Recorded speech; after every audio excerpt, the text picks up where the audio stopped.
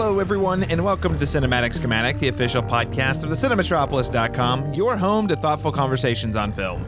I'm your host, Caleb Masters, and today we're traveling to infinity and beyond. Or, as this film puts it, to infinity and beyond.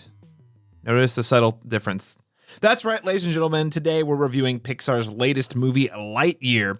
We're going to start with an icebreaker question before jumping into a spoiler-free review and a verdict on the film, and then we'll conclude the conversation by going into an in-depth spoiler discussion. Now, here's the thing.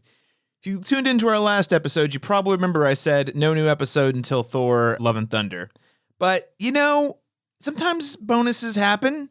Sometimes you go see a movie and you're like, let's just talk about it. And today is one of those days.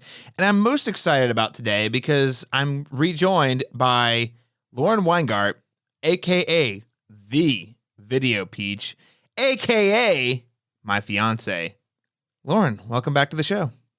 Thank you for having me. I am just peachy. Just peachy. We wouldn't be doing this show if it weren't for you. Like, frankly, Lightyear, I liked it, but I don't know if I would have done a review on it. But you said, let's do it. Well, the timing just worked out, and I can't pass up doing a review over a Pixar movie. I know, it's like a pastime of ours. We've done it a couple times. And we're going to get into this, but this is the first Pixar movie that's played in theaters since Onward back in 2020. I know. Can you believe that? It's been crazy because we had Soul that went, and actually, again, we're going to talk more in depth about that. I'm a little frustrated. We had Soul that went straight to Disney Plus. We had Luca that went straight to Disney Plus, and then we had what was the last one? Turning Red. Yeah, that went straight to Disney Plus. We got Lightyear finally, and then it kind of tanked the box office. But we'll save that here for one more moment. Before we do get further into today's review discussion, I wanted to quickly note that if you're listening to the show today and you enjoy our conversation, please support us by subscribing and leaving us a rating and review on your preferred podcast app. Doing so is the greatest way to contribute to everything we do here at the Cinematic Schematic and over at the Cinematropolis.com. So if you like thoughtful conversations on film, take that 30 seconds or less to give me a rating and an extra 15 seconds to say this show is awesome in a review on Apple Podcasts or Spotify. Simply just click 5 stars and we're set. Now, with all that said, let's break the ice, because, for a lot of listeners, this is the first time you've probably heard Lauren on this show. She hasn't been on since Ryan the Last Dragon, I think, was the last time we talked, and that was over a year ago. Yeah, I was about to say, I was like, God, it had been at least a year ago. So much has happened. We moved into a new house. We got engaged. I started a new day job. Life has just been very busy since then. Yeah, life happens, y'all. It does. So let's break the ice, Lauren, just so that listeners can become either reacquainted with you or get to know you a little better. So the question I have for you today is, if you could watch a movie based on one of your favorite toys, which one would you pick? Why? And what genre would it be? Caleb, that is such a good question. And also kind of a difficult question. I was trying to think of all these toys that I used to love and growing up, and I was like, oh, but none of these would be make a good movie, But I think I've thought of something. But when you think about a lot of toys, they've already become into a movie, so there's not really much to choose from. Look, you got Trolls. But no, this isn't just turning it into a movie. It's turning it into a movie that inspired the toy. So there's an extra layer there. Oh, yeah, I know. Right? There's an extra layer. It would have been the movie that inspired the toy. Oh, okay. I see what you're saying. See how we're doing this backwards? I'm sure this is the conversations they had at Pixar. They're like, we want to make a movie based off of the toy Buzz Lightyear. But not but it's actually the movie that inspired the making of the toy that Andy would play with. Yeah, okay, yeah. Well, yeah, it's real funny because, there's not a lot of... Actually, there's no movies like that. This would be the movie that inspired the toy. There's a lot of movies that are based on toys. Right. You got Barbie coming out soon, which, me and you were kind of laughing about the other day. It's what is actually going to be the premise of that show? And then it's kind of funny. I was thinking, I bet you at the beginning, it's Andy's sister, Susie, watched a movie about her favorite toy. This is that movie. With Barbie. It's Barbie. Starring Ryan Gosling and Margot Robbie. Margot Robbie, yeah. And directed by Greta Gerwig. I'm actually really excited for that movie. I have, against all odds, I was not interested at all, but then all of a sudden Greta Gerwig's behind the camera and I'm like, okay, well, you've got my attention. And also Ryan Gosling doesn't just Ryan Gosling and Margot Robbie, it's not that they don't do studio movies, but they're very particular about which studio movies they do. So I'm just like, this is gonna be interesting. Yeah, well, but it's the same kind of question. It's like, so what is this going to be about? Is it about the actual toy? Is it about the person that inspired the toy? You know, and that's kind of like the questions that people would have of Lightyear. They're like, okay, like what is this about? And they did the disclaimer at the beginning that kind of was like, this is the movie that Andy saw in 1995 and then he bought his favorite toy based off that character. We're gonna get into that movie. We're gonna get a little more into how complex and complicated and problematic. Yeah, of course. Later. But I was just saying the link between the toys when I was thinking about Barbie. But you know what? The toy I did think about that everyone loved when I was in elementary was Tamagotchi.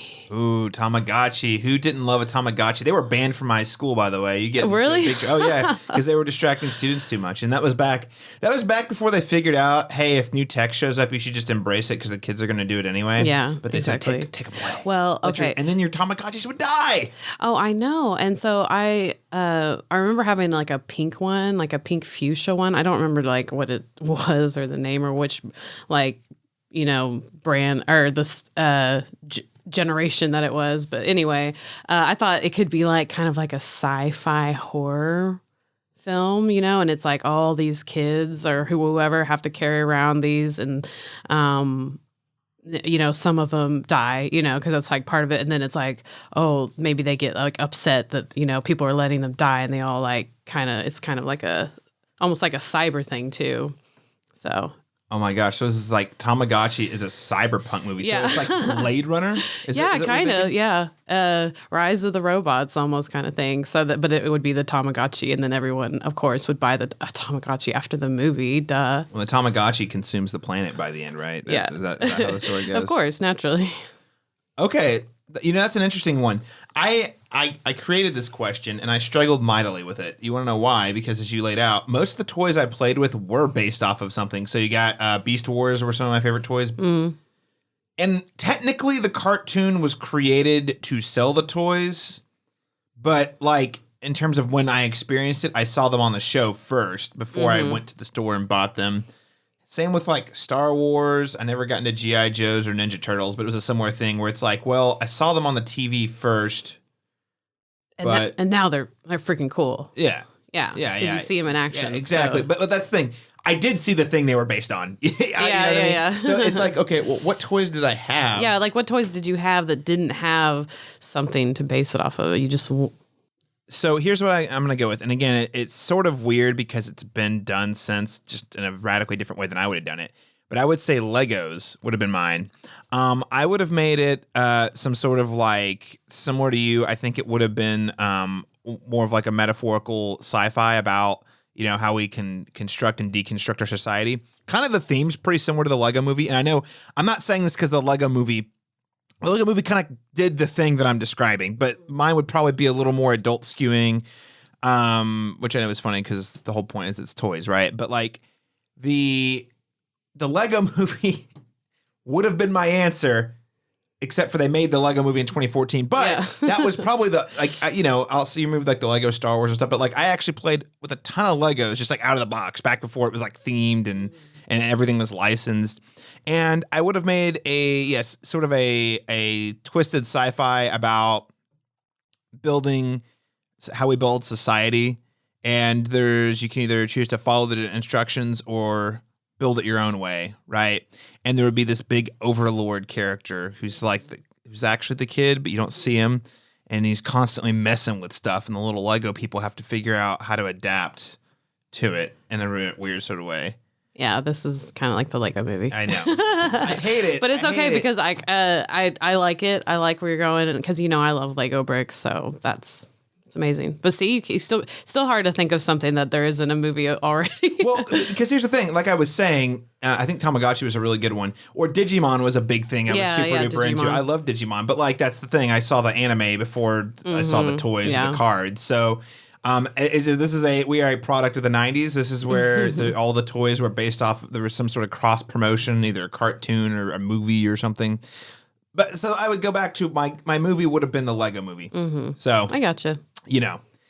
Listeners, if you could watch a movie one of your favorite toys was based on, which would you pick, why, and what genre would it be? I'd love to hear from you. It'd be great to get that sort of feedback, and you might have an opportunity to have your answers shared on the show. You can do that by hitting us up on social media, on Twitter at The Cinematropolis, or on Facebook at facebook.com/The Cinematropolis, or you could just send me an email, thecinemetropolis@gmail.com. All right, Lauren, without further ado, I think it's time for us to jump into our review of Lightyear.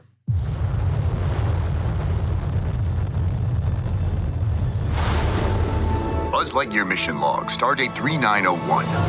After a full year of being marooned, our first hyperspeed test flight is a go. Who are you talking to? No one.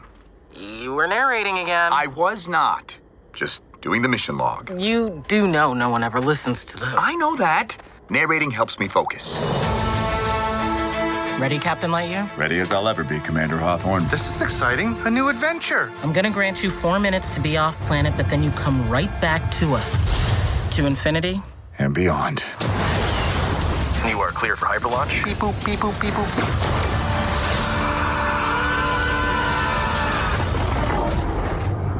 Buzz, that was utterly terrifying, and I regret having joined you. All right, so according to IMDb, Lightyear is described as, while spending years attempting to return home, marooned space ranger Buzz Lightyear encounters an army of ruthless robots commanded by Zurg who are attempting to steal his fuel source.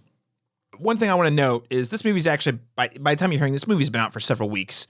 And I can tell you probably didn't see it, or if you did, you weren't talking about it, because this movie did not do well at the box office, unfortunately. It ranked only number 2 when it opened in its first weekend, which again, for Pixar, they used to be like the gold standard, like the blockbuster every time they open. Number 2 at $50.5 million in its opening weekend, behind Jurassic World Dominion in its second weekend. So that means Jurassic World Dominion's second weekend was stronger than Lightyear's first weekend, which is again not super great. And then after its second weekend, it's already dropped to number 5 with only 17.7 million. And I think the number 3, the third weekend results just came out yesterday. I haven't had a chance to look at those. But either way, for comparison, Toy Story 4 opened at 120 million on its opening weekend in 2019, just 3 years ago. The Incredibles 2 opened at 182 million in 2018. And then if we want to look at other original IPs, I don't know if I'd consider Lightyear an original IP per se, but Inside Out, which is an original Pixar movie, even that opened with 90 million in 2015. And again, Lightyear, 50.5 million in its opening weekend. So not super great. So just a little tidbit about the box office there, and we're going to discuss that as well. I also want to call out that this is the first time solo feature director debut from Angus MacLane. Now, he has been a lead animator on all things Buzz Lightyear since Toy Story 2, if I'm not mistaken, though he did co-direct Finding Dory in 2016. And as I noted earlier, this is the first Pixar movie to get a traditional release since Onward in 2020. So, for my money, I thought a lot was sort of riding on Lightyear after not having any, the last, I guess that's 2.5 years. So all that said, Lauren, we're going to get into the weeds about why it didn't perform or kind of what the deal is here in a minute. But before we do, I just want to get your initial take. What were your overall thoughts on Lightyear? What did you like? What didn't you like? Yeah, I like Lightyear. It was fun. So it's definitely an enjoyable movie. You can watch it and you're gonna like it and have fun. Is it the most memorable Pixar movie? Is it gonna go down in history as one of the greatest Pixar movies? No, it's not. But this is a beautiful movie. The animation looks really great. So I think they did good on that. It's going to be very pretty to watch, especially if you're space fan of any kind. I think you're going to enjoy it. Which you are, right? Yeah, and I am too. So I was very excited for this movie because I'm like, oh, I love Pixar. I love Toy Story. I love space. This has got me. I may have left the movie maybe forgetting a little bit of it, it's not that deep, it's kind of surface level things. Although I guess I did enjoy his arc. His arc is very similar, though, to the original Toy Story of Buzz Lightyear. Yes and no. We'll talk more about it in spoilers, but Yes, it's similar in certain ways, but it's a lot like I think the goals they're trying to accomplish are different. Mm-hmm. But there is a similar kind of growth where it's an ego thing, right? Yeah. Mm-hmm. Yeah, an ego sort of. Yeah, he's a loner, kind of resistant to teamwork, a disdain for rookies, but then kind of has to learn to be part of a team. And that's kind of what Buzz Lightyear from the original Toy Story. I guess that's a good point. Mm-hmm. There's more, but there's a lot more to his arc that we aren't talking about right now of course that I not. think is not in Toy Story. But yeah, no, you're right. He just have to overcome. Yeah, I mean, opening again. This is in the opening scene of the movie. He's literally talking down to his teammates who are like less seasoned than him. Mm-hmm, yeah, and it frankly is what creates the premise of the movie, which is they're stranded because he's egotistical. He doesn't need help. And yeah, exactly. He gets his entire colony of people marooned on this island, on this planet. So I think the character and the characteristics of the original, or the Buzz Lightyear, the toy that's based off of him, is the same in that sense. They're stranded on an island that's planet or island. I said island. Don't worry. I about said deserted island. An unexplored planet, and so I thought it was really cute how he still did the mission log, and he's very mission focused, doesn't really let anything else be more important than the mission at hand, and can't really stop until he does that mission. So I think if you're a Toy Story fan, I think you will like it, specifically Buzz. If you're a Buzz Lightyear fan, I think you're going to enjoy it. Although, don't prepare to see like toys. Like, I think that's one thing that it's like, is this in the Toy Story universe? And yes, it is. It's a movie that's in the Toy Story universe. Well, hold that thought because that is going to take me right to the next question. But I just want to chime in here saying I thought this was a very solid Pixar movie. It's good, not great.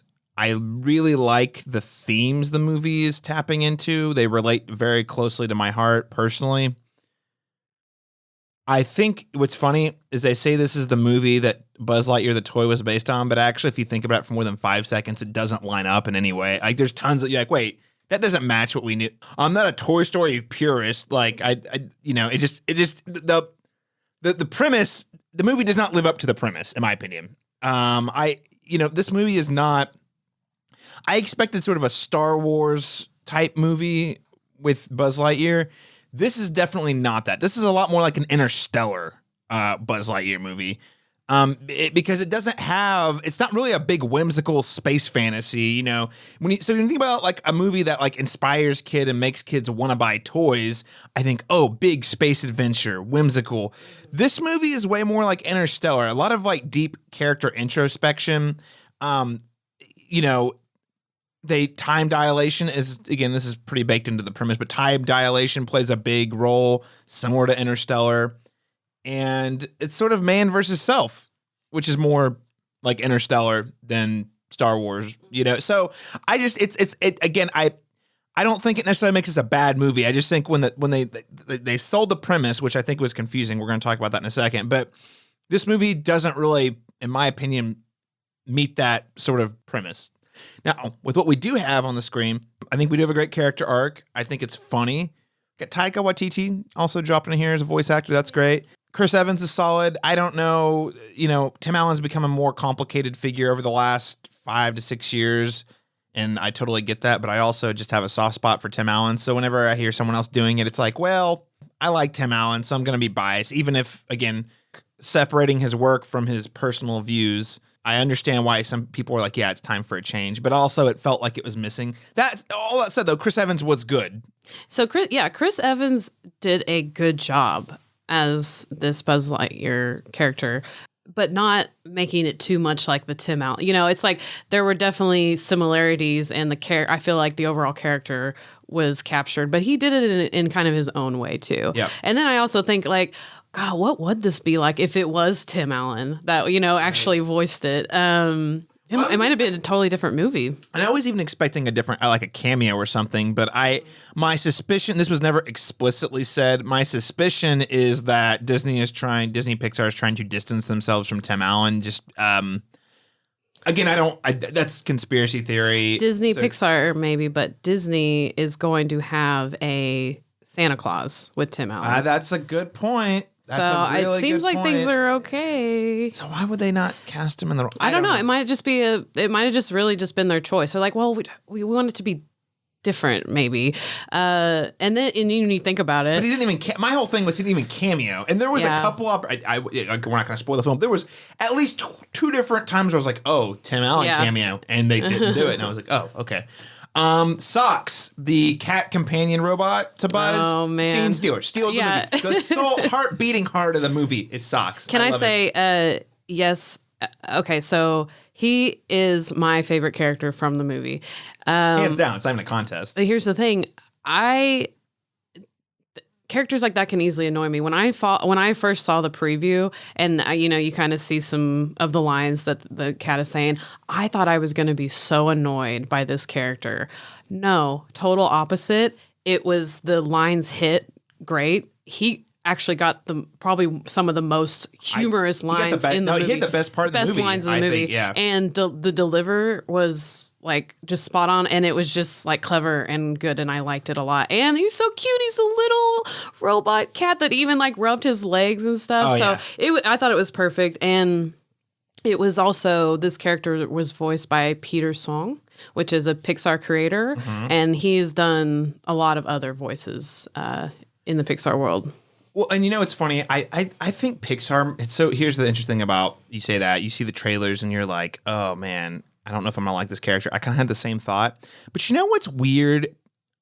And I think it's just I'm not in the category they're marketing to. I feel like Pixar movies routinely, I see the trailers and they put the worst jokes in the trailers. So when I see it, I'm like, oh. I remember Toy Story 3 a long time ago. I saw the trailer and I was like, oh no, they're making like Lincoln Log poop jokes, and I was like, this is the wrong direction. But then when you see the movie, it's incredible.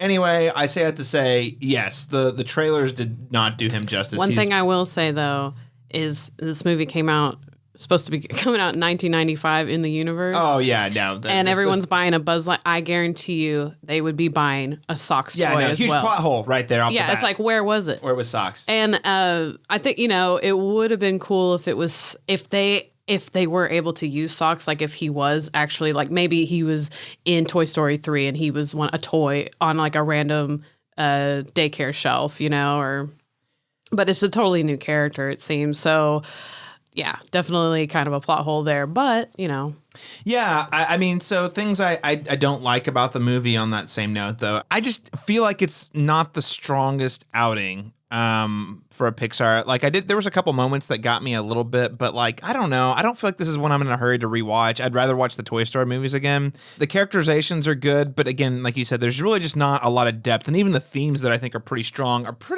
there's not a lot of subtext. Let me just put it that way, which is one thing I think Pixar has historically been very good at. You're like, oh, there's a lot to like digest here. Like, yes, kids can really enjoy it, but I'm really going to be wrestling with this, or thinking about this stuff. This movie, I'm like, okay, here's what the movie was saying. It hit me really good in the feels. I don't feel like I need to see it again to like unpack it more. You know? I will say, I enjoyed the themes and the relationships between the characters, especially in the end. But there wasn't a moment for me where I was like, oh, that really got me. That really tugged at my heart and tears. I do genuinely cry at a lot of Pixar movies, but this one did not. You get cry me. in a lot of movies in general. I do. And you did not cry in this one. I didn't. I mean, and not to say say that doesn't like you have to have that, but it just wasn't there in this one. I really liked the relationship between Buzz and Alicia, his like sort of like his partner or whatever. Mm-hmm. I thought that was a really nice relationship, and it really is. I say Socks the heart of the movie, and in a lot of ways he is because Socks is sort of an extension of Alicia in a lot of ways. But that relationship's really strong, and again, without being too specific, she's only around for a part of the movie, and then when she's not in the movie, the movie even goes out of your way to be like, oh, she was great, and you're like, I know. I wish she was here because she's more interesting. So overall, I'd say middle of the road. Not blown away, but also very satisfied, but not over the moon about it like I am, say, Turning Red or Soul or, Luca. Literally any of the other ones that didn't come out that in didn't theaters. get a theatrical release that probably deserved it more. I absolutely think that. And Those then- are 3 original movies. Like those are all 3 original IPs, which is what I think Pixar does best outside of these sequels or existing things. Yeah. So to see them. Well, it is kind of funny though, because when you think about it, it was a little surprising because you know how we talk a lot about how, God, this day and age, if your title isn't tied to a successful franchise, then no one's gonna come. A Lightyear is attached to Toy Story, which is a huge franchise. So that was a little surprising. I mean, because if this came out and was just Spaceman and it was like an original story, maybe would have been even worse, or maybe it would have been better. I might have been more compelled. Yeah, maybe people would have been more interested. So maybe Pixar, let's do some more originals. Well, do more originals, absolutely. But that also takes me to my next point. I think I think people were genuinely confused about the premise. Yes. Now, they do a great job when you're actually in the theater. They lay it out. They have literally on-screen text saying, in 1995, Andy saw a movie about Buzz Lightyear. This is that movie, right? I don't think that was as clear in the marketing. Is it a Toy Story movie? Yes or no? No. Okay. Well, it's a movie set in the Toy Story universe. Wait, is Buzz Lightyear a real guy in the Toy Story? Is it based off a real guy within? No. It's a fictional character that the toy is based. You know what I mean? You have to walk people through it. So I do think that was a little bit confusing. Initially, I was confused. I think once you kind of get it, it clicks pretty well. But were you ever confused? But you think for children though, because this movie is geared more towards children, are they going to get it? Do they care? I don't know that they care.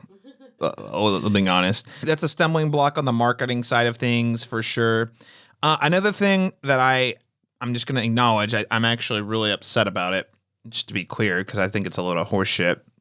But there is a controversy, I would call it a fake controversy, that's gotten a lot of airtime, especially online in conservative groups and conservative media like Fox News, for example. They're saying the reason Lightyear is flopping at the box office is because it features a lesbian couple. Now, I just want to preface this. There is a lesbian couple in the movie for maybe 3 minutes total runtime, if that. And they only kiss sort of one time that you can see, and it's literally blink and you miss it and done. They're important characters, but you don't spend really any time with it. Also, there's tons of movies that have featured gay couples.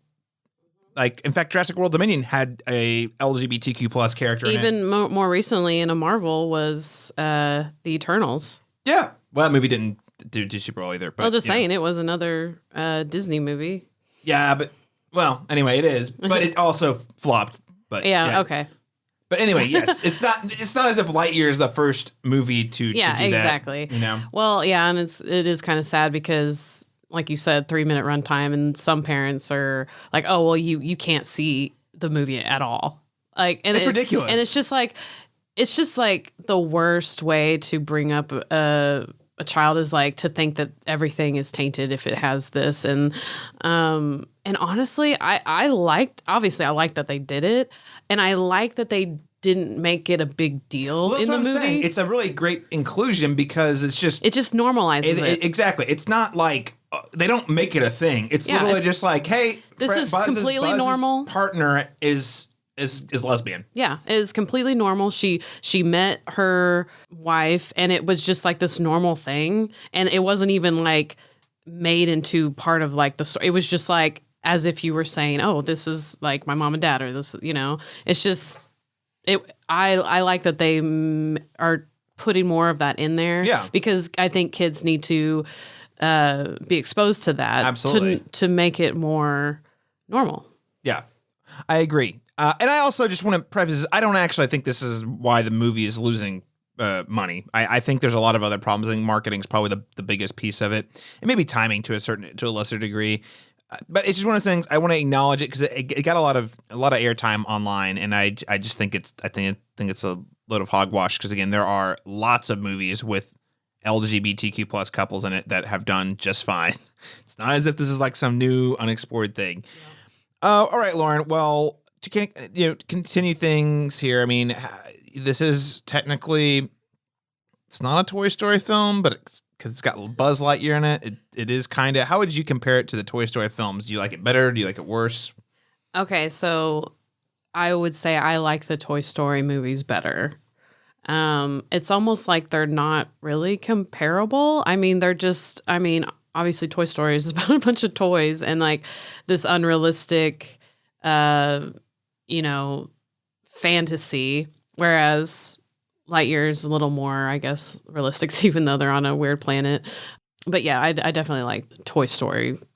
Yeah, no, I'm right there with you. I think Toy Story movies are like way better. Yeah, like, totally. Like again, I think this is not a bad movie. It's a very solid, acceptable movie. It's just funny because I don't think it's even in the same league as any of the Toy Story movies. I think those movies are all just have so much heart and are so creative and clever and subvert expectations frequently.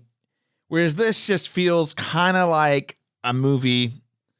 I wouldn't say it's a movie I've seen before, but there's nothing about it that really feels like it's breaking new ground in any sort of way. I like the sci-fi elements of this one, and you don't really get that in Toy Story, and the time dilation thing. So when I say time dilation, again, this is sort of baked into the premise of the movie. Buzz is driven by the mission, and in this case, the mission requires him to go out into space and break light speed so that he can get his people home. Essentially, that's his goal. The people that he marooned on the planet. But every time he does this, he goes so fast that people on the planet age, what was it, like 3 years? I think it's 4 years. 4 years. Every time he gets in space and tries. Well, yeah, because it takes him 4 minutes, so I guess it's a year for every minute. Yeah. So basically, he gets in there and he comes back after like 4 minutes, and they're like, "Oh, we thought you died." Yeah. And he's like, "Oh, I just left. Like I've just been, So it's this whole thing that life sort of passes him by. We'll get more and more into spoilers, but that's kind of cool. I thought that was kind of a cool use of time. Again, we've seen it in Interstellar, but I think it was put to good use here in a different sort of way.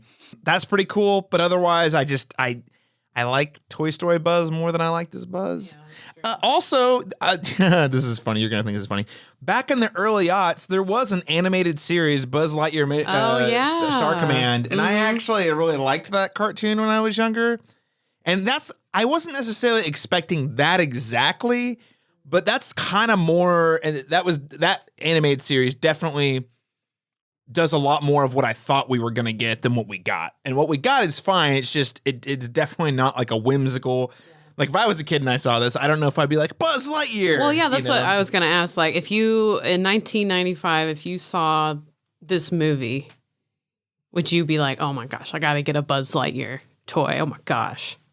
I mean, I would think it's kind of cool, like the lasers and stuff, but like, again, I think Toy Story did a better job at selling Buzz as a toy than this movie. And I just don't think it has that sort of adventure that, would inspire an entire generation to like buy, not even just toys, but remember Andy had like the bed cover, like he decked his room out. Oh, yeah. This just did not seem like that kind of movie. The other thing I want to say here is, we've already referenced it, I'm pretty disappointed because I think in terms of films that should have gone to Disney Plus, Lightyear, out of the four we've talked about, we've referenced, so Soul in 2020, and then we had Luca in 2021, and then Turning Red earlier this year. I think all three of those films are way better than this movie.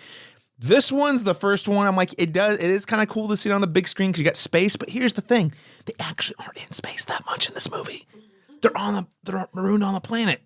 So like even that's the thing. It doesn't even have that big scale that you would sort of expect. I think this probably was the best suited movie for Disney. Yeah, Plus. just go straight to Disney. Yeah, and if I was gonna pick one from the other three, it would probably be Turning Red. Like if that had a theatrical release, and there could have definitely been more of like, I mean, little girls. I mean, I'm that. I'm still angry that Turning Red did not get a theatrical release because that movie was fantastic and it was pushing Pixar in ways that I hadn't seen them. Like they were innovating with their visual aesthetic, with their animation styles, and again spotlighting stories of younger girls like that. And I actually think it would have been a hit because like the praise it got from people when it came out was huge.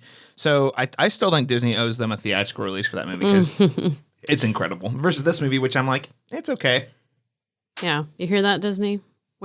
Give us the theatrical release. All right, Lauren, so we're going to wrap up our spoiler-free review here. with a letter grade. So what letter grade would you give Lightyear? So just as a quick reminder, this is like grading papers. You got A, B, C, D. We skip E for some reason. I still don't understand why we skip E. Straight to F.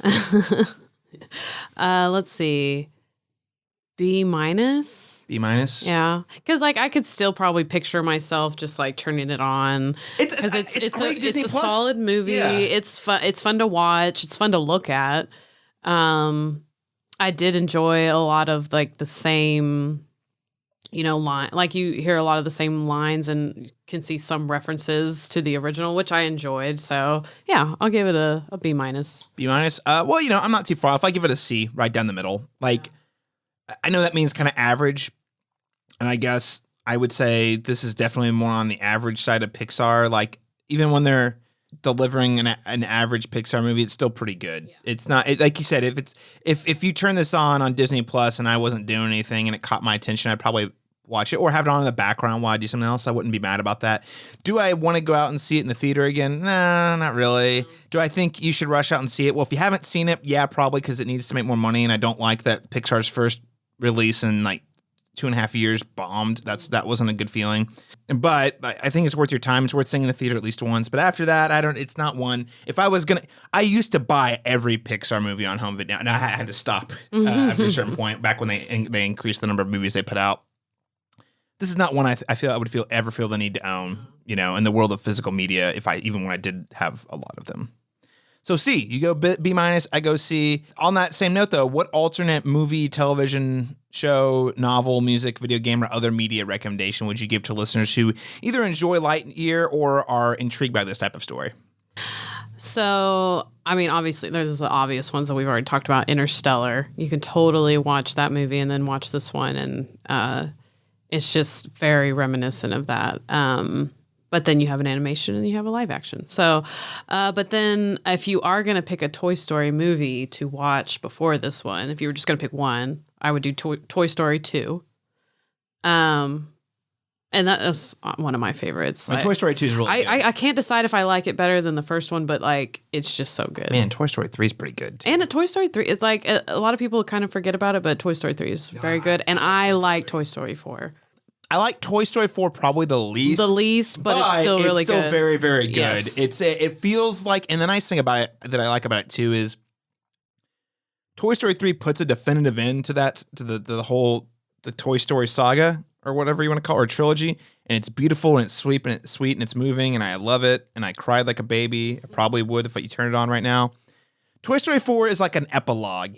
You can take it or leave it. If you leave it, if you like how Toy Story 3 ends, that's the ending. If you want to see kind of what they do next, you can watch Toy Story 4 and you're like, okay, cool. I think it works either way. I don't think Toy Story 4 is essential, but it is good. But besides those two that are obvious, I'm going to say Click. The Adam Sandler movie? Adam Sandler. I mean, there's some themes that resonate there. It reminded me so much of it is because he was fast forwarding through his life and letting life get away, because he was so mission focused on one thing that he let his life slip away and fly by, or at least in this movie, Yeah, I would say Buzz his life, his motives and his mission are at least more selfless versus Click, where Adam Sandler's character is clearly kind of being greedy, Yeah, definitely. Ego. And obviously, I mean, Buzz has an ego too, but his feels a little more self-motivated in Click. Yeah. But no, I do think that's, gosh, I haven't watched that movie in years. And, I wouldn't say it's one of Adam Sandler's best movies, but you know what? It is one of Adam Sandler's movies that got me to cry when I saw it. So I guess it's pretty solid. I'd throw out the Mass Effect trilogy. I think those are great video games that also deal with some similar themes related to sort of like intergalactic space wars and who's the real enemy. Is it the other? Or is it ourselves? What's that look like? And I don't know. Space adventure media is great, but I haven't ever played Mass Effect Andromeda, so I can't recommend that one per se. But the Mass Effect trilogy, which recently just got an HD or next gen remaster or whatever, I still haven't played it. But yeah, check that out. I say Contact, another great sci-fi movie from way back in the 90s. Really underrated. I love Contact. I say underrated. People who've seen it love it, but I don't ever hear anyone talk about it anymore. So I'll throw that out there. That's Jodie Foster, right? That's who's in. Yeah. Yeah, that's Jodie Foster and Matthew McConaughey. Way back in the day. And, maybe I could just imagine Matthew McConaughey. This is his younger version before he's in Interstellar. There's some world building mechanics that don't match up there, but we'll take it. I just love both those movies so much, and Matthew McConaughey. So give it to me. All right, I'll take it. There are 2 space movies featuring Matthew McConaughey. I'll give that to you. All right, ladies and gentlemen, so those are our spoiler-free thoughts on Lightyear. We're saying, yeah, if you haven't seen it, check it out. Probably worth it in the theater if you can catch it there. Otherwise, non-essential. Without further ado, let's go ahead and jump into the spoilers for Lightyear. So if you don't want to be spoiled on the ending of Lightyear, go ahead and tune out now. Surrender, Buzz Lightyear. I have won. I'll never give in. You killed my father. No, Buzz. I am your father. All right, so the first thing I want to talk about here is what I consider to be the most compelling aspect of this film, which is the core theme. And there's a couple of different core ideas that we have here at the heart of the film. So number one is don't let your mistakes and your desire to fix them define your life. So obviously Buzz, at the beginning of the movie, his ego gets in the way and he's like, I can get us off this planet. Even when he has his teammates saying, you need help, I can help you. He's like, no, I got this. His ego literally changes the entire trajectory of this basically civilization. His mistake is the reason they're all stranded there, okay? Now, at first you're like, wow, why wouldn't you want to fix that, right? That's pretty awful. You feel pretty bad. And he carries that around with him, knowing that it was his fault that happened. But also, that leads to number two, and I think it's a really good, they tie together really nicely, which is don't get so focused on your mission that you miss out on the life that's in front of you.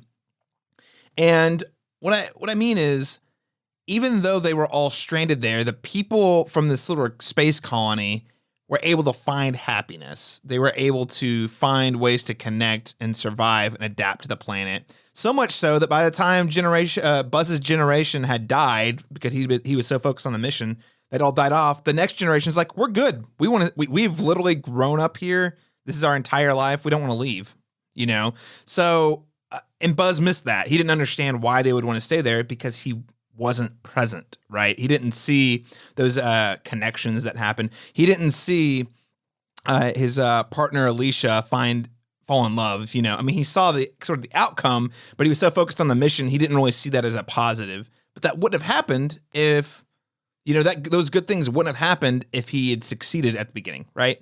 So even mistakes don't have to define who you are. So anyway, that sort of was my take on the themes, and I feel like it's pretty on the label. They make it pretty clear, but I want to see, Lauren, how well did you think this film executed on those themes through these characters that we have? I think it did very well. Clear message. Don't let like I said, be so mission focused on just one thing that you miss out on important things that are happening in your life. Because you're right, since he wasn't able to be there to experience all these relationships and, he didn't get to see the value, he was still so focused on the mistake that he made, thinking that everyone else is expecting him to fix this problem, which, these people have been there for about what now? There's between 60 and 80 years. Like everyone started a life. There's been generations of people. And so he could have just stopped and just enjoyed that. But when you think about it, if he hadn't have done that, then he wouldn't have met his ragtag team. Exactly. Probably wouldn't have got to have that sort of relationship with Alicia's granddaughter, Izzy. And then, wouldn't get to know Taika Waititi's character, which is awesome. Liked him having being in there. And then in that way, and then they did get to, kind of save everyone. Well, here's the thing. Think about it this way, too. The bad guy, Zurg, we all saw that coming. If you know the mythology, from the Toy Story movies. But this is where I like what they did, how they did it in this movie. So I'm not complaining about it in the context of this movie, but it actually totally doesn't line up with what was established in Toy Story. So whatever. But Zurg is just an older Buzz who was still focused on solving the problem and fixing the mission.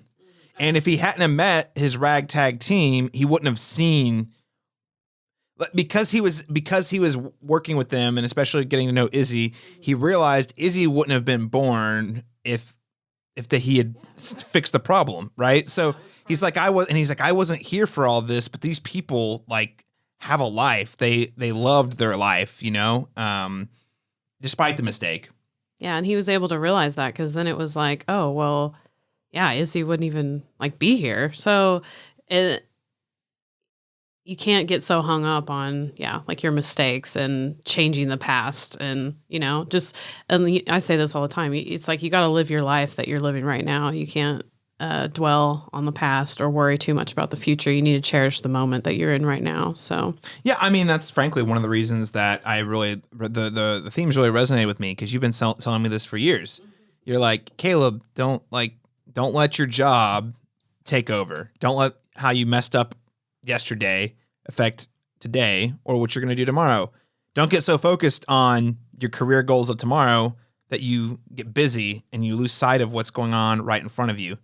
And huge point of growth for me, frankly, because when we started dating, my head was down. I was just work. Yeah, I literally had to be like, wave my hand in front of your face. Hello. So that's the lesson. When I was watching the film, I was like, oh boy, this is like the Lauren lesson for Caleb movie. But it really rung true. I mean, again, mistakes happen, and sometimes you can look at it as a failure. And maybe it is a failure to a certain extent, but you always have to look at there's also good things that come out of moments like this, right? And again, an entire civilization, because of his mistake, which was awful, an entire civilization was formed on this planet, and these people seemed happy, His partner, Alicia, while he was jumping in the jet over and over again, lived a happy life with the partner she loved and had a daughter she loved, so I loved how they used Buzz, older Buzz, who I thought would be voiced by Tim Allen, but was actually missed opportunity. Was instead voiced by Josh Brolin, which again, love Josh Brolin in anything. But I just was like, oh, it seemed like a good opportunity for Tim. I'm just whatever. But I thought that making old Buzz the bad guy was actually pretty clever because it really helped bring those themes together. And that's what I'm saying. It's the themes aren't super subtextual. They're pretty on the nose because the bad guy literally is like, yeah, I am you if you don't stop. I am you if you don't stop obsessing. And I'm still so obsessed that I won't even let you get in my way, even if you are me. His own worst enemy is him. Yeah, I thought it was clever, the Zurg being older. Buzz should have saw it coming. I don't know. I still even right before the moment, I was like, oh yeah, who is he? Oh yeah, of course. Well, no. Okay, this is where we get into a bigger problem, which is it's supposed to be his dad based off of Toy Story 2. Oh, okay. And they even acknowledge it when he opens the suit. You see, he's like, Dad. That's what I was gonna say is in Toy Story 2, and of course, Toy Story likes to riff off of Star Wars a lot, which I enjoy. He's like, I am your father. And he's like, Father, after he falls, which I love. That's my favorite part. Great. So yeah, you're like, oh, it's going to be his father. And he even thinks it's his father when he first sees him. But then lo and behold, it's just his older self, which I also thought was a little interesting, almost maybe on the confusing side, because again, this is a movie for kids.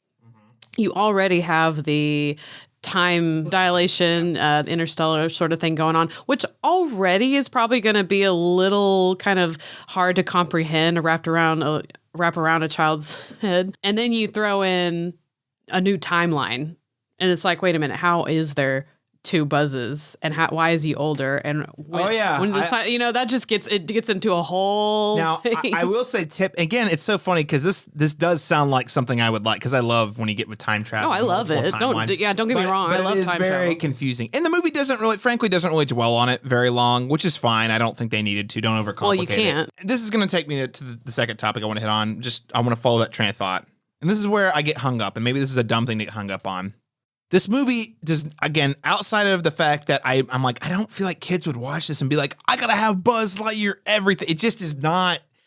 You don't think it would have been cool in the 90s? No, it's not a swashbuckling adventure film. It's more like a thoughtful sci-fi. But it's more Star Trek than Star Wars. And it's not. I'm not saying it is Star Trek. I'm saying it's more like that. And I just don't feel like it would capture imagination. But anyway, that aside, The Zurg thing doesn't line up. I don't even feel like Buzz Lightyear in this movie is super characteristic of the Tim Allen toy. It gets into weird universe breaking shit. I just don't feel like this. Again, I don't fault the movie per se on its own. It just, when you start to think about the movie in the context of the Toy Story universe, you're like, wait a second. I don't think this works the way that they're presenting it. But, you know, I don't know. What did you think?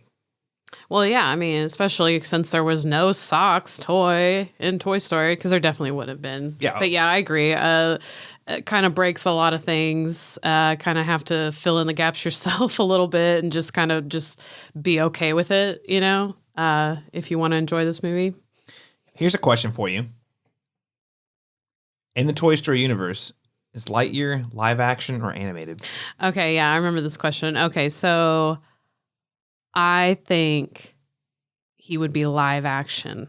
So this is like a real person Who's playing? So Lightyear. when you think about it, who's ever playing Buzz in Lightyear, the movie in the Toy Story universe, is actually an actor.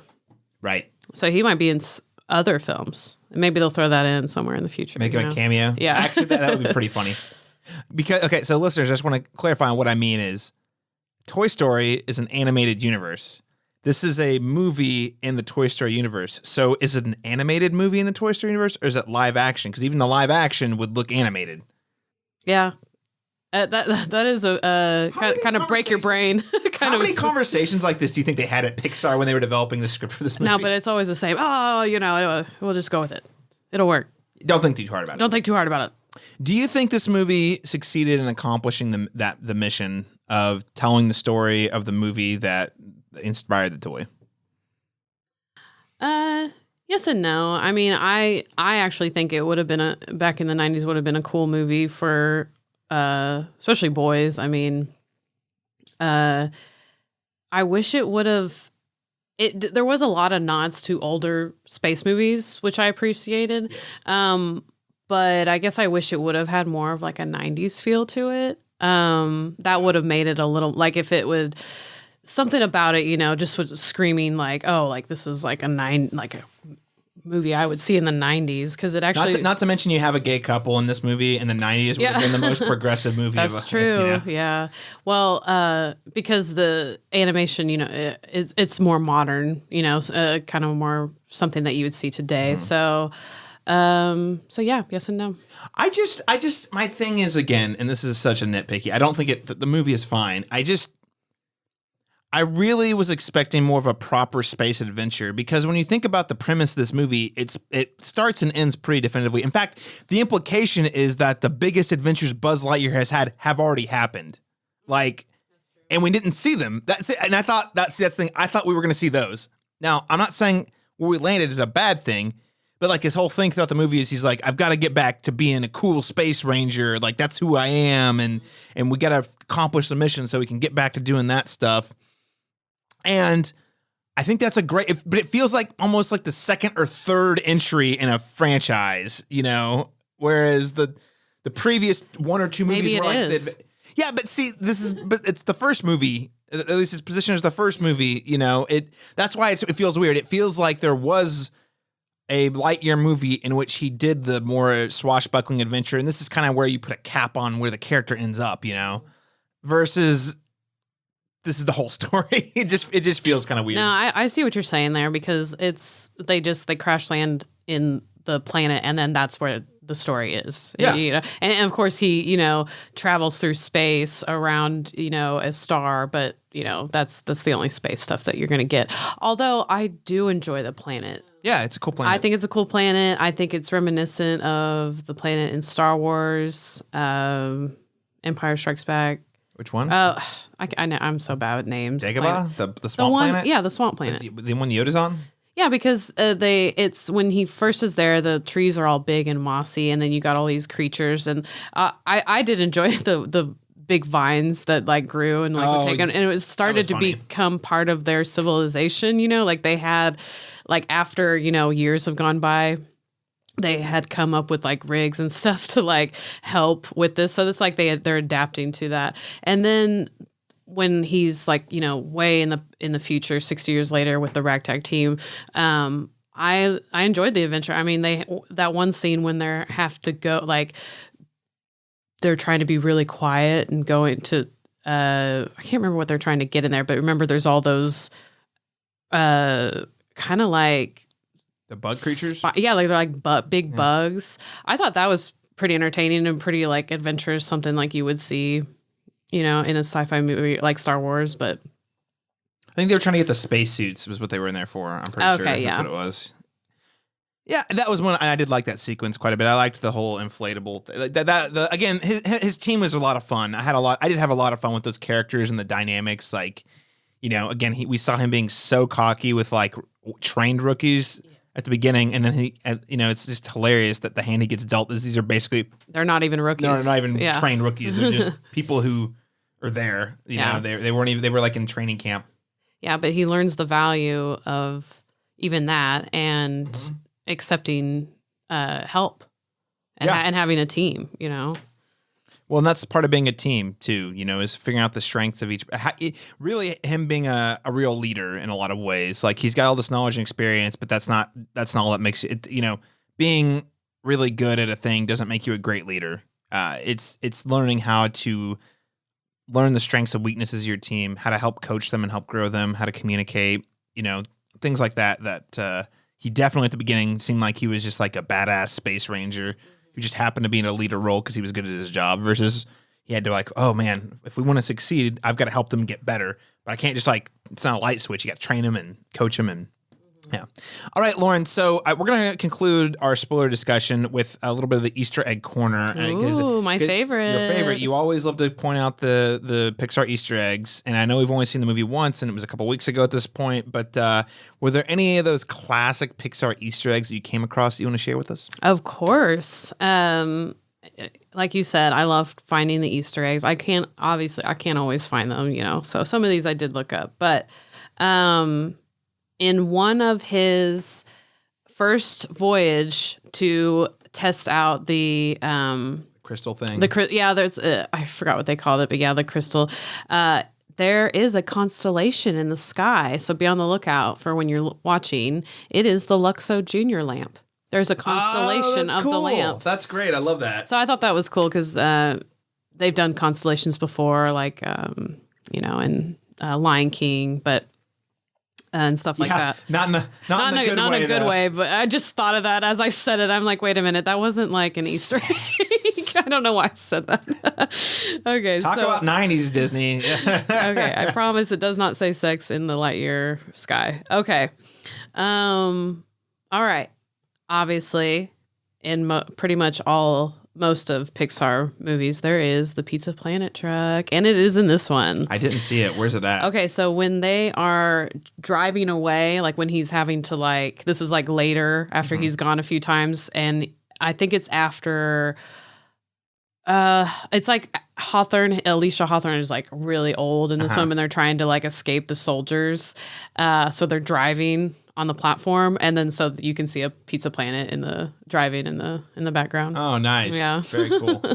So be on the lookout for that. Okay, so this is after Hawthorne dies. Remember, he goes to her office, and it's like, oh, where is she? Oh, her office is completely empty. If you look closely in the back, and you look through the window, out the window, written on a wall, is the infamous A113, which we all know is in every Pixar movie, and it is the classroom that the creators were in, A1113. Always love finding that one, and I have definitely... That's a good one. I didn't even know about that one. I definitely find a lot of those just on my own. Because it's going to be in every Pixar movie, and it's usually on a lot of license plates. Probably won't do that anymore because it's so obvious, but... Okay, another one is Commander Burnside, which is the commander that, Lightyear doesn't like so much, that takes over Alicia Hawthorne's role. In his office, during one of the scenes, I can't remember specifically what scene, the green aliens from Toy Story. Really? There is some sitting on his desk along with a Wall-E.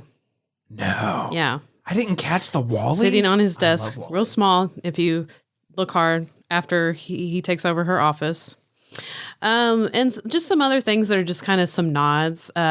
Socks, if you remember when he plugs in his tail to the circuit or whatever, trying to get the, information, he spins his head all the way around and goes beep, boop, beep, boop. Supposed to be reminiscent of R2-D2. There is a part where Buzz says, we didn't talk about this, but, he has his AI system, his navigational, it's named Ivan, which, again, he can't even take help from an AI because he gets so frustrated with it, which is kind of funny. And the classic "never tell me the odds" sort of Han Solo style. Well, yeah, and then he says, Ivan won't open the fuel door for him. He said, "Open the fuel door." He's like, "I can't do that for you." And that's from 2001 Space Odyssey. I can't do that, Buzz. Yeah. Yeah, exactly. So that was fun. Okay, a couple last things. For those major Toy Story fans, you probably remember when he opens up his little, I don't know what you call it, his flip thing so he can do his mission log. You'll see on there it says Gamma Sector 4.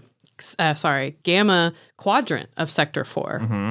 And then he says that he's from Gamma Quadrant of Sector 4. At the end of the movie, him and his team are on to their next mission. Where they're going? Gamma Quadrant of Sector 4. Nice. And also in Toy Story 2, the video game that they're playing at the beginning where Buzz is fighting Zurg. It also kind of typed at the beginning says that's where he is. Ah, nice. And the fight that they have in that movie, in the video game, in the movie, is they made it like almost exactly like the one that he ended up having in Lightyear with Zurg. Like he even flips over him the same way. Okay. I'll have to watch that again. Had the laser. Because I have to admit, when I was a kid, the opening to Toy Story 2 was the coolest opening. Cool. Oh, man. Yeah. And you're thinking it's like, really him and stuff, but it's like, oh, it's a video game. Yeah, so I love that. Okay, last thing, post-credit scene. There is one. Oh, we didn't stay for that one. I think we did, actually. I kind of remember it. Okay. Because I remember Zurg is floating in space. And his eyes, because you think he's dead. Right. But his eyes light up. The yellow. Does that mean there's going to be a sequel? I don't know. I don't think so. I think the box office is saying no. Though, here's another way you could do this.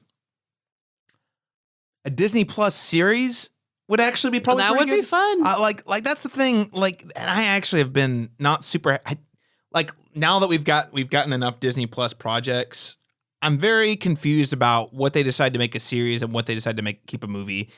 I actually think Lightyear would make a really good 10 episode series, 6, 8, 10 episode series. That would be pretty cool because there's a certain way you could do an episodic, the premise, you could make it very episodic while also having a larger story. I think it would check out pretty well versus, I don't know, we just got done watching Obi-Wan, the Kenobi show.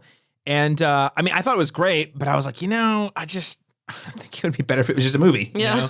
So I don't know. I would watch I would be more excited for a Buzz Lightyear TV series, Disney Plus TV series with probably a lower budget, but still, I would prefer to get more adventures from Buzz Lightyear that way than with the follow-up. And then movie. in that way, they wouldn't have had to do just one story on one planet. Exactly. You could have had him do his adventures going across space. So yes, exactly. Being a space ranger. I feel like that's also a more likely outcome based on the fact that this movie did not perform. It's probably the lowest performed for a Pixar movie in a long time. And you really can't even blame the pandemic at this point because Minions: The Rise of Gru just set 4th of July weekend box office records, and that came out 3 weeks later. So it's not even the pandemic, Well, especially because it was the first theatrical release since the pandemic. So for Pixar. And Onward didn't perform very well either, but that's because it got kneecapped. I think it was in either its second or third week, mm-hmm. So it did not do well. So anyway, I'm disheartened because I think Pixar is definitely probably among the most talented, studios that we have working in film. So just to see their last 3 films that I actually thought all were varying degrees of great, being sent straight to Disney Plus, and this one that was just kind of okay, solid, coming out to the box office and not being well received. I don't know. I just get really nervous about. And then there's a new CEO over at Disney, Bob Chapek, who made a lot of questionable decisions. So anyway, all that to be said, I'm a little concerned about the future of Pixar. Hopefully they bounce back from this strong on the next one. We'll see how it goes. There's going to be another Pixar movie called Elemental. And it kind of reminds, I haven't seen much on it, but it kind of reminds me of Inside Out, which I love Inside Out. Yeah, I mean, Pete Docter did Inside Out. He also did Soul. I don't know who's doing this one. I don't think it's Pete Docter, but regardless, I'm excited. Original? They're also it's an original. They're also, I mean, I think Turning Red was a great example. They are really starting to allow like sort of the next generation of Pixar creators to take the front seat. I mean, because Pete Docter's been there forever, right? And he's amazing. I love everything he does. But like Turning Red was the feature film from, oh goodness, hold on, let me look her name up because I forgot it. But like she had done the short film, I think it was Bow. That was a short film that was really great, and I made me cry. Domi Shi is the director. She had done Bow, and then that was really well received, so they gave her Turning Red. And I think Turning Red was exceptional. So it's nice to see that they're starting to sort of pass the torch, and this is, John Lasseter's been out of the picture for a few years now, so it just seems like there's more diversity of stories. Yeah, and I definitely need to see new movies. I need to see, it needs to, I don't want cookie cutter. Right. And that's what we're kind of getting from Marvel, mostly. Yeah. So I need Pixar to just give me the originals, give me the new style, All right. Well, I think that about wraps up our review and spoiler discussion of Lightyear. Lauren, before we close out, where can listeners keep up with you and all the great work that you do online? Maybe at Video Peach. You can follow me on Instagram at Video Peach Productions and also Facebook at Video Peach Productions. And what does Video Peach Productions do? We are mostly wedding videography. We also do business promotions and even music videos. Excellent. So, ladies and gentlemen, check out Video Peach. It's a great website. Obviously, I'm biased. She's great, talented videographer who knows how to make things seem way more interesting than they might appear. And of course, you can follow me tweeting about things like television, film, and video games over on Twitter at CMastersTalk. That's letter C Masters Talk. Or you can find all the things we do here at the Cinemetropolis over at thecinemetropolis.com or on Facebook at facebook.com/Cinemetropolis or on Twitter at the Cinemetrop. Thank you so much for joining us, everyone, for this nice little surprise bonus episode. We'll catch you again next time when we return for our review of Thor, Love, and Thunder. To infinity and beyond, on. Or in the case of this movie, to infinity and beyond.